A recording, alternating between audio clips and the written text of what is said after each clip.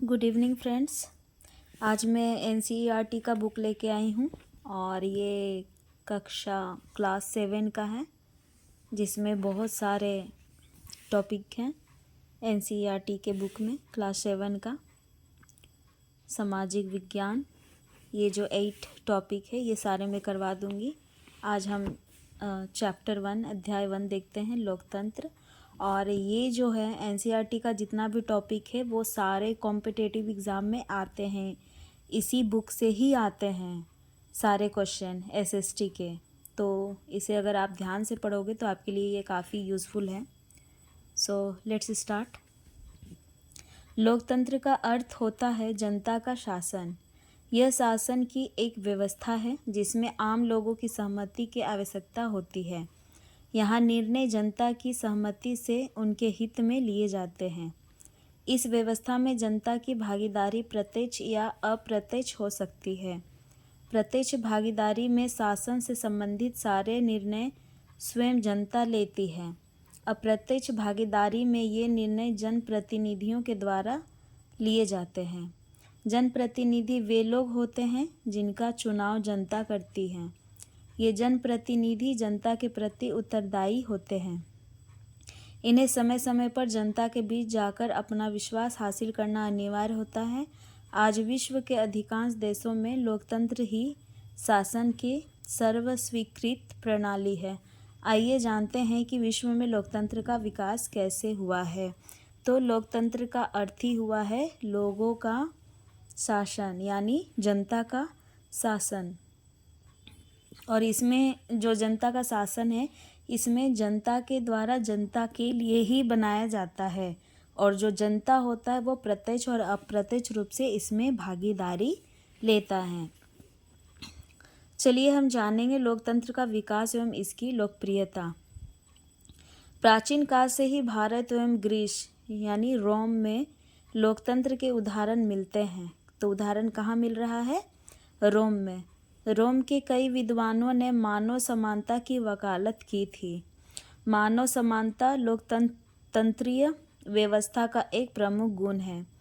इस तरीके से उन्होंने लोकतंत्र का नैतिक आधार निर्मित किया था। आपने पिछले कक्षा में इतिहास की पुस्तक में लिच्छवी एवं वज्जी गणराज्यों की शासन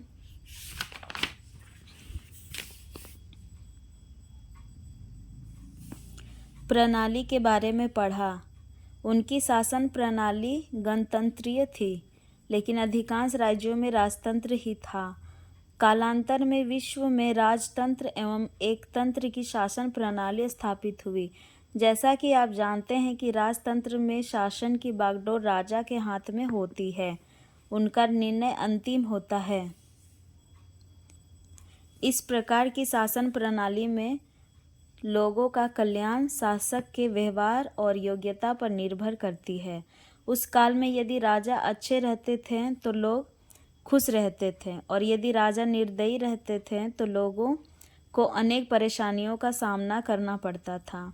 अतः लोगों ने इस व्यवस्था का विरोध करना प्रारंभ किया। मतलब किस व्यवस्था का? राजतंत्र का। यानी जिस देश में राजतंत्र लागू रहता था तो उसका सारा बागडोर राजा के ही पास होता था। राजा अगर अच्छा निकला तो प्रजा के लिए अच्छा है, लेकिन अगर राजा बुरा निकला तो फिर प्रजा के लिए सोचिए कि उसका क्या हाल करता होगा। इसीलिए इस राजतंत्र को लोगों ने विरोध करने लगा, लोगों के द्वारा विरोध किया जाने लगा। फ्रांस, रूस जैसे कई देशों में राजतंत्र का विरोध हुआ एवं इसके स्थान पर प्रजातंत्र को अपनाया जाने लगा। तो सबसे पहले कहाँ कहाँ हुआ? फ्रांस, रूस जैसे कई देशों में हुआ, और वहाँ किस चीज़ को अपनाया जाने लगा? प्रजातंत्र को, यानी प्रजा के द्वारा बनाया गया कानून। मतलब प्रजा के लिए, प्रजा के द्वारा बनाया गया शासन व्यवस्था। लोकतंत्र गणतंत्रीय व्यवस्था का विकसित रूप है। यह शासन की अन्य प्रणालियों में सबसे लोकप्रिय एवं स्वीकृति प्रणाली रही है। इस प्रणाली में प्रत्येक लोगों को आगे बढ़ने का समान अवसर होता है। जनता की इच्छाओं को सर्वोच्च प्राथमिकता दी जाती है एवं उसके अधिकारों की सुरक्षा की जिम्मेवारी उसके द्वारा चुनी गई सरकार की होती है। लोकतंत्र में लोगों को वाक एवं अभिव्यक्ति की स्वतंत्रता रहती है। वे सरकार से प्रश्न पूछ सकते हैं, आलोचना या सकारात्मक विरोध भी कर सकते हैं। सरकार भी लोकमत के अनुसार कार्य करती है। ओके, नेक्स्ट टॉपिक है लोकतंत्र में सरकार का चयन।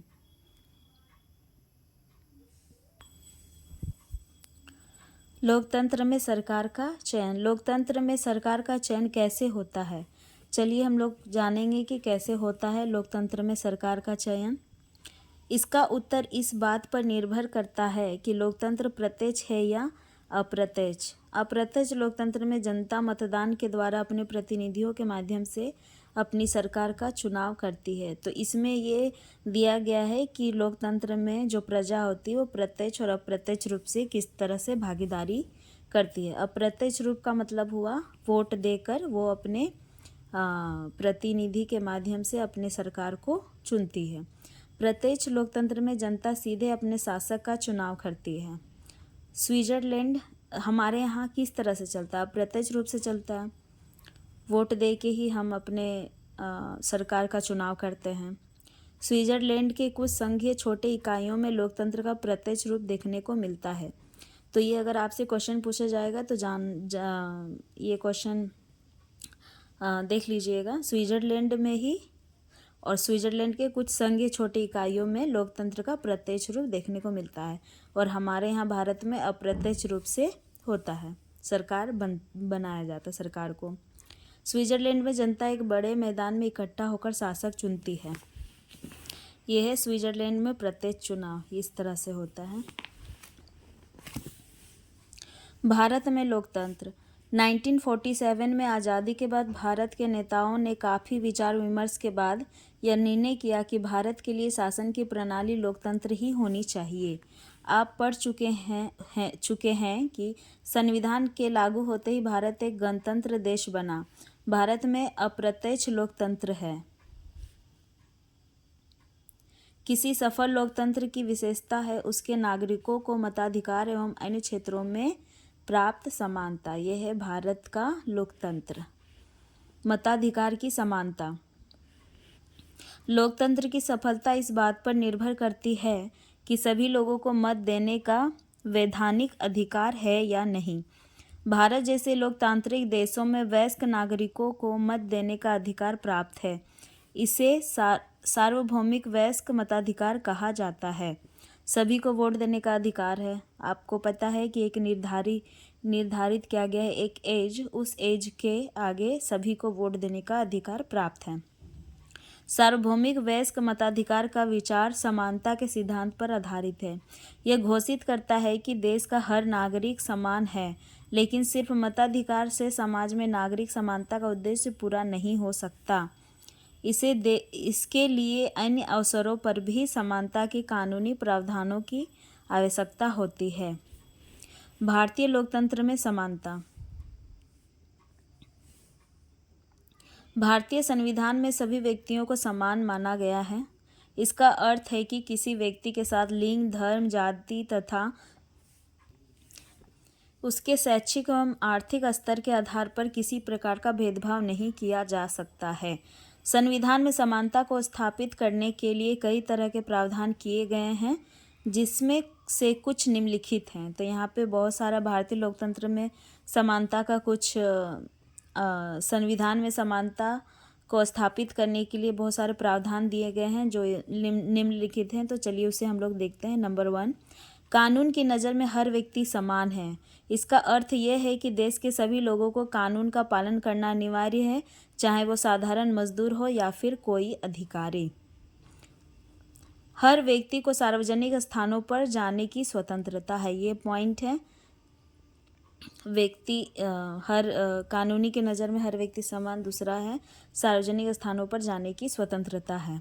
खेल के मैदान, होटल, दुकान तथा बाजार आदि में जाने से किसी व्यक्ति को रोका नहीं जा सकता है। हर व्यक्ति सार्वजनिक कुओं एवं सड़कों का उपयोग कर सकता है।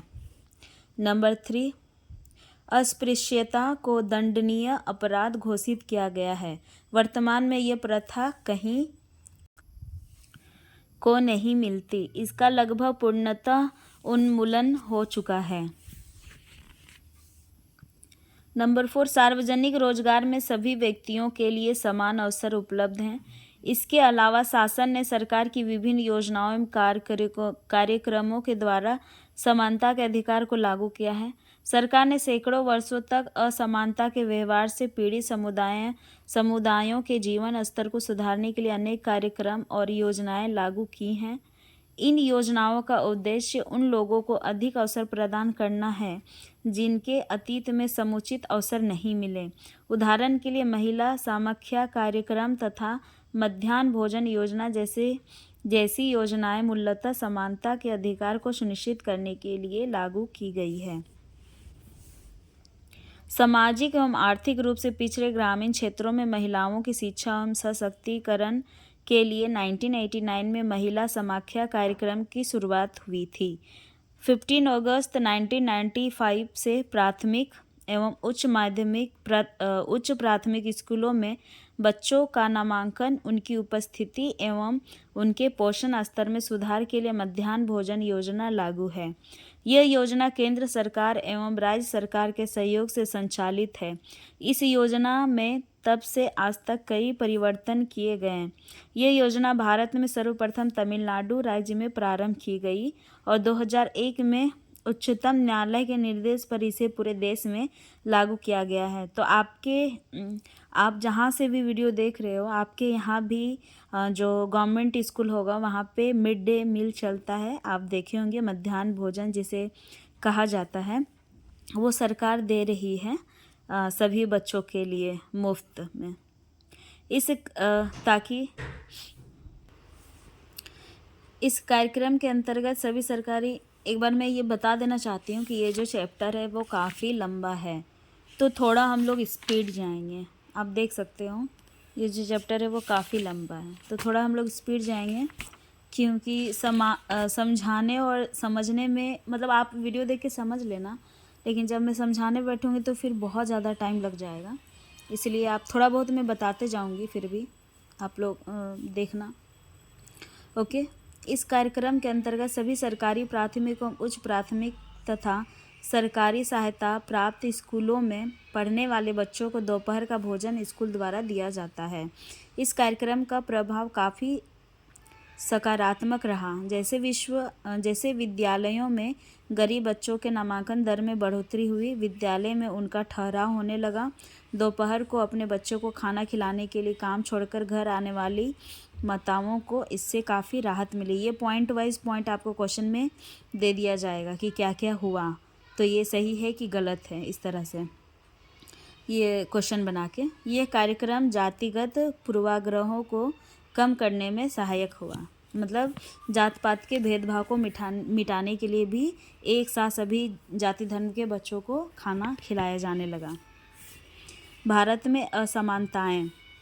भारत में सामाजिक जीवन के कुछ क्षेत्रों में असमानता अभी भी मौजूद है। भारत में कई ऐसे लोग हैं जिनके दैनिक जीवन एवं कार्य करने की स्थितियों में समानता नहीं मिलती। आपको कई ऐसे स्त्री, पुरुष और बच्चे मिल जाएंगे जो सड़कों के किनारे प्लास्टिक के टुकड़े या कुछ इस प्रकार के वस्तुओं को चुनते हैं। ट्रेनों में अवैध रूप से बोगी के अंदर झाड़ू लगाते बच्चों को देखा जा सकता है। प्रायः इनके साथ उचित व्यवहार भी ठीक से नहीं किया जाता। निर्धन होने के अतिरिक्त भारत में लोगों को अन्य अनेक कारणों से भी असमानता का सामना करना पड़ता है। ऐसे ही एक असमानता का आधार है जाति व्यवस्था। आप सोच सकते हैं कि जातिगत पहचान गांव में ही होती है। शहर के लोग जातिगत व्यवस्था पर विश्वास नहीं। आपकी सोच गलत हो सकती है। समाचार पत्र के वैवाहिक विज्ञापन के कॉलम को देखिए तो आप पाएंगे कि उच्च शिक्षा प्राप्त शहरी भारतीय के दिमाग में भी जाति कितनी महत्वपूर्ण है। तो ये आप देख सकते हैं डॉक्टर भीमराव अंबेडकर जी हैं जो जाति भेदभाव को ख़त्म करने का कोशिश किए थे। और इनके बारे में चलिए हम लोग देखते हैं। अपने आत्मसम्मान को दांव पर लगाकर जीवित रहना अशोभनीय है। आत्मसम्मान जीवन का सबसे जरूरी हिस्सा है। इसके बिना व्यक्ति नग्न है। आत्मसम्मान के साथ जीवन बिताने के लिए व्यक्ति को कठिनाइयों पर विजय प्राप्त करनी होती है। केवल कठिन और निरंतर संघर्ष से ही व्यक्ति बल, विश्वास और मान्यता प्राप्त कर सकता है। ये इनका मानना था। मानवीय गरिमा का मूल्य। प्रायः कुछ लोगों के साथ असमानता का व्यवहार बस इस कारण होता है कि उनका जन्म किस जाति, लिंग या धर्म में हुआ है, अथवा वे अमीर हैं या गरीब। जब लोगों के साथ किसी कारण से असमानता का व्यवहार किया जाता है तो उनकी गरिमा को ठेस पहुंचती है, उनके आत्मविश्वास में कमी आती है। 1935 में बनी दीवार फिल्म में जूता पॉलिश करने वाला एक लड़का फेंक कर दिए गए पैसों को उठाने से इनकार कर देता है। वो मानता है कि उसके काम की भी गरिमा है और उसे उसका भुगतान आदर के साथ किया जाता है। तो आप मूवी देखे होंगे दीवार, जिसमें ये दिखाया गया है। ये मूवी का कुछ पिक्चर है जो यहाँ पे पेस्ट किया गया है। बाल संसद का गठन विश्वविद्यालय में विद्यार्थियों में लोकतंत्र की समझ को विकसित करने का एक प्रायोगिक योजना है। इससे विद्यार्थियों में नेतृत्व करने, समस्या के समाधान ढूंढने, निर्णय लेने एवं सामूहिक एकता की भावना का विकास होता है। तो बाल संसद का गठन किया जाता है स्कूलों में। बाल संसद में एक हेड बॉय और एक हेड गर्ल होता है और फिर बाकी कैटेगरी को भी बांटा जाता है। तो इसे इसलिए दिया जाता है ताकि विद्यार्थियों में समाधान को कुछ अगर उन लोग को टॉपिक दिया जाए और उसके बारे में कुछ उन्हें प्रोजेक्ट दिया जाए तो वो समाधान ढूंढते हैं, उस प्रोजेक्ट को कंप्लीट करते हैं और इससे ये पता चलता है कि कौन बच्चा किस चीज़ में तेज है और सामूहिक एकता पे कैसे किसी चीज़ प्रॉब्लम को सॉल्व किया जाता है, इससे वो देखने को मिलता है। इसीलिए बाल संसद का गठन विद्यालयों में किया जाता है ताकि जो बच्चे के अंदर जो छिपा प्रतिभा है वो बाहर निकल सके। चलिए नेक्स्ट देखते हैं। झारखंड के प्रत्येक सरकारी विद्यालय में बाल संसद का गठन किया जाता है। बाल संसद में प्रधानमंत्री समेत 11 मंत्री होते हैं। प्रत्येक का निश्चित कार्य निर्धारित होता है। बाल संसद के सदस्य विद्यालय के विकास के लिए किए जा रहे कार्यों की समीक्षा करते हैं। इनकी अपनी एक कार्य योजना होती है। बाल संसद में सांसदों के अधिकतम संख्या 80 होती है, जो विद्यालय में नामांकित विद्यार्थियों की संख्या पर निर्भर करती है। तो कितना मंत्री होते हैं इसमें, ये क्वेश्चन आ सकता है। बाल संसद में प्रधानमंत्री समेत 11 मंत्री होते हैं। बाल संसद का उद्देश्य। बाल संसद का क्या क्या उद्देश्य है?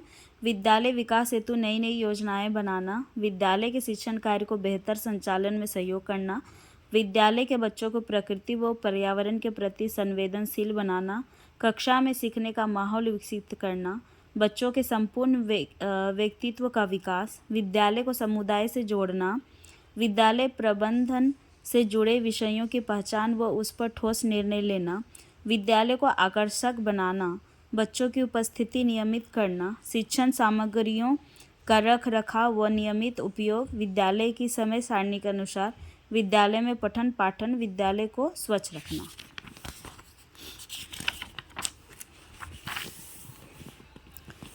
यह विचारणीय विषय है कि कानून के होने के बावजूद लोगों के साथ असमानता का व्यवहार क्यों होता है। इसके पीछे कारण है कि कानून बन जाने के बाद भी लोग उन्हें समान समझने से इनकार कर देते हैं, ये जानते हुए कि भेदभाव का व्यवहार कानून के विरुद्ध है। वे जाति, धर्म, अपंगता, आर्थिक स्थिति और महिला होने के आधार पर लोगों से असमानता का व्यवहार करते हैं। इसका मुख्य कारण यह है कि सामूहिक जनता के दृष्टिकोण में बहुत धीरे धीरे और क्रमिक रूप से परिवर्तन आता है। तो ये अभी भी बहुत सारा ऐसे जगह है जहाँ पे महिलाओं और पुरुषों के बीच में भेदभाव देखा जाता है। गवर्नमेंट में नहीं, लेकिन प्राइवेट सेक्टर में जब आप जाओगे तो जो सैलरी होता है वो सैलरी महिलाओं और पुरुषों का देखिएगा एक समान नहीं होगा। भले ही पद दोनों का समान है, पुरुष और महिला का, लेकिन जो सैलरी होता है वो महिला का कम होता है और पुरुष का अधिक होता है। ये अभी कभी आप देखना ये मैक्सिमम आपको देखने को मिलेगा प्राइवेट सेक्टर में। वर्तमान दृष्टिकोण में बदलाव तभी संभव होगा जब लोग सभी को एक समान समझने लगेंगे। इसके लिए उनको विश्वास करना होगा कि हर व्यक्ति सम्मानजनक व्यवहार का अधिकारी है। प्रजातांत्रिक समाज में समानता स्थापित करना एक सतत प्रक्रिया है जिसमें व्यक्तियों का विभिन्न समाजों को सक्रिय सहयोग देना है।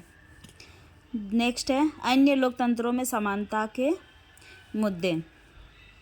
ऐसा नहीं है कि केवल भारतीय लोकतंत्र में ही असमानता का अस्तित्व है और समानता के लिए संघर्ष जारी है। संसार के अधिकांश लोकतांत्रिक देशों में समानता के मुद्दे पर विश्वास रूप से संघर्ष हो रहे हैं। ऐसा ही एक उदाहरण संयुक्त राज्य अमेरिका में मिलता है। अमेरिका में अफ्रीकी मूल के लोग रहते हैं जिनके पूर्वज गुलाम थे और अफ्रीका से लाए गए थे। इन्हें अफ्रीकी अमेरिकन कहा जाता है। 1950 के अंतिम दशक में अफ्रीकी अमेरिकनों ने समान अधिकार प्राप्त करने के लिए आंदोलन किया था। इससे पहले वहाँ के गोरे इन अफ्रीकनों के साथ बहुत असमानता का व्यवहार करते थे। कानून के नज़रों में भी वे समान नहीं थे। उदाहरण के लिए बस से यात्रा करते समय उन्हें बस में पीछे बैठना पड़ता था या जब भी कोई गोरा आदमी बैठना चाहे उसे अपनी सीट से उठ जाना पड़ता था। रोसा पार्क एक अफ्रीकी अमेरिकन महिला थी। 1 दिसंबर 1955 को दिन भर काम करके थक जाने के बाद बस में उन्होंने अपनी सीट एक गोरे व्यक्ति को देने से मना कर दिया। उस दिन उसके इनकार से अफ्रीकी अमेरिकनों के साथ असमानता को लेकर एक विशाल आंदोलन शुरू हुआ जिसे नागरिक अधिकार आंदोलन सिविल राइट मूवमेंट कहा जाता है। यह आंदोलन doctor Martin Luther king junior के द्वारा अहिंसात्मक तरीके से चलाया गया था। किसके द्वारा चलाया गया था? Doctor Martin Luther king junior के द्वारा। ये और किसके खिलाफ? तो ये अफ्रीकी अमेरिकनों के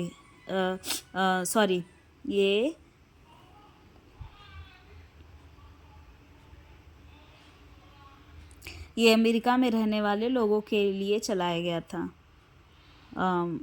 जो अफ्रीका से आए थे, जो अफ्रीकी लोग थे, जो अफ्रीका से लाए गए थे, उनके लिए ये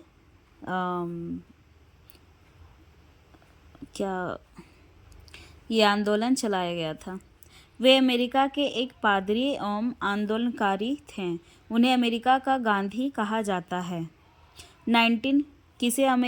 हो सके ये क्वेश्चन पूछेगा, अमेरिका का गांधी किसे कहा जाता है? तो वो है doctor Martin Luther king junior. 1964 में उन्हें विश्व शांति के लिए सबसे कम उम्र में नोबेल पुरस्कार से सम्मानित किया गया था। इस आंदोलन के फलस्वरूप 1964 में अमेरिका में एक कानून बना जिसे नागरिक अधिकार अधिनियम कहा जाता है। इस कानून के तहत नस्ल, धर्म और राष्ट्रीय मूल के आधार पर भेदभाव को निषेध कर दिया गया। अफ्रीकी अमेरिकन बच्चों को किसी भी स्कूल में नामांकन हो सकता था। इतना होने के बावजूद भी अधिकांश अफ्रीकी अमेरिकन गरीब हैं। अधिकतर अफ्रीकी अमेरिकन अपने बच्चों का अच्छी व्यवस्था वाले स्कूलों में नामांकन कराने में असमर्थ है। यानी वहाँ अभी भी उनके साथ भेदभाव किया जा रहा है, जिसके कारण से उनके बच्चों को अच्छे स्कूलों में नामांकन नहीं मिल रहा है। तो सिर्फ हमारा देश ही ऐसा नहीं है, अन्य भी देश ऐसे हैं जहाँ पे ऐसे मामले भी देखने को मिल रहा है। लोकतंत्र में समता और उसके लिए संघर्ष एक महत्वपूर्ण तत्व है। व्यक्ति और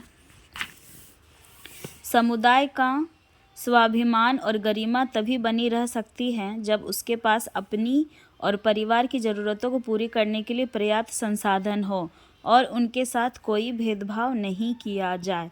तो ये है लोकतंत्र का चैप्टर जो कंप्लीट हो गया है, और नेक्स्ट वीडियो में और भी चैप्टर डाल दूँगी। आप मेरे चैनल को सब्सक्राइब कर लेना ताकि आने वाली जितना भी वीडियो होगा वो आपको मिल सके और आप उसका बेनिफिट आपको हो सके। ओके, अगर आप को ये सेशन अच्छा लगा तो प्लीज़ मेरे चैनल को लाइक करें, ताकि मुझे अच्छा लगेगा। Okay, thank you.